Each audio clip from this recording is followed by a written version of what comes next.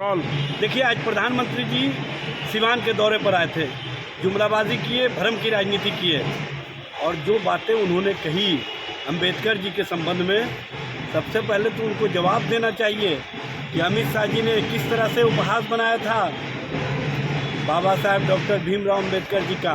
पूरा देश आंदोलित था, पूरा दलित समाज आंदोलित था। देश के संवैधानिक व्यवस्था पर यकीन करने वाले सारे लोगों ने गृह मंत्री अमित शाह से माफ़ी की मांग की थी, लेकिन माफ़ी मांगना तो दूर, भारतीय जनता पार्टी के नेता जवाब तक नहीं दिए। भारतीय जनता पार्टी के नेताओं को बताना चाहिए कि जब स्वर्गीय रामविलास पासवान जी का 12 जनपद खाली कराया गया था तो किस तरह से रामविलास जी के तैलचित्र को, बाबा साहब के तैलचित्र को फेंकने का काम किया गया, बूटों से रौंदने का काम किया गया। उस समय आंखों में आंसू लिए चिराग पासवान गुहार लगा रहे थे, बाबा साहब का अपमान हुआ है, रामविलास जी का अपमान हुआ है।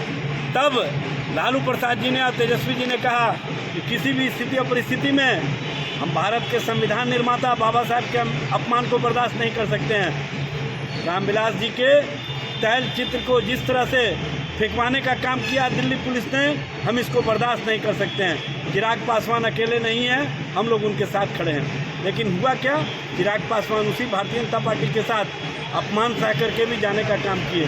जब जीतन राम मांझी जी बिहार के मुख्यमंत्री थे तो मधुबनी में पूजा करने गए थे, बाद में मंदिर धुलवाने का काम किया गया। और जीतन राम मांझी की प्रतिक्रिया पर किस तरह से भारतीय जनता पार्टी के नेता गजेंद्र झा ने उनकी ज़बान काटने की बात की थी, 10 लाख रुपया इनाम देने की घोषणा की थी।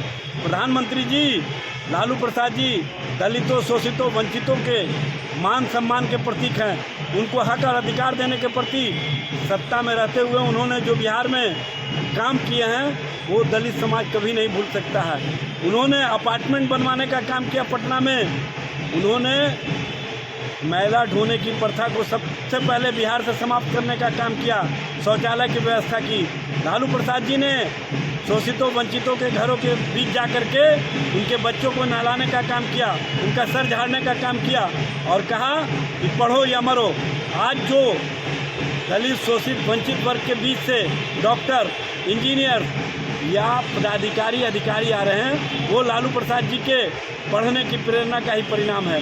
लालू प्रसाद जी हमेशा कहा करते थे कि बंच ऑफ थर्ड वाले की राजनीति से बचना है, क्योंकि ये लोग बाबा साहब को अपमानित करने वाले लोग हैं, बाबा साहब के विचारों को कुचलने वाले लोग हैं। और आज प्रधानमंत्री जी बिहार में जुमलाबाजी आप करके जा रहे हैं। आपको बताना चाहिए कि जिस मढ़ौरा रेल डिब्बे कारखाने से, रेल इंजन कारखाने से आपने 3000 करोड़ का जो विदेश में रेल लोकोमोटिव, रेल इंजन देने का कार्य किया है, ये लालू प्रसाद जी का देन है। लालू प्रसाद जी ने बिहार में रेलवे के इंफ्रास्ट्रक्चर को डेवलप किया, रेल पहिया कारखाना बनाया, रेल इंजन कारखाना बनाया, रेल डिब्बा कारखाना बनाया।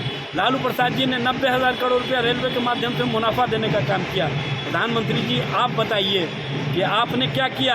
आपने रेलवे का जो अलग से बजट होता था उसको समाप्त कर दिया, रेल किराया बढ़ाने का काम किया। इसलिए आपसे बिहार की जनता कोई उम्मीद नहीं कर सकती है, क्योंकि नीति आयोग की रिपोर्ट से ही स्पष्ट हो गया बिहार फिसड्डी राज है।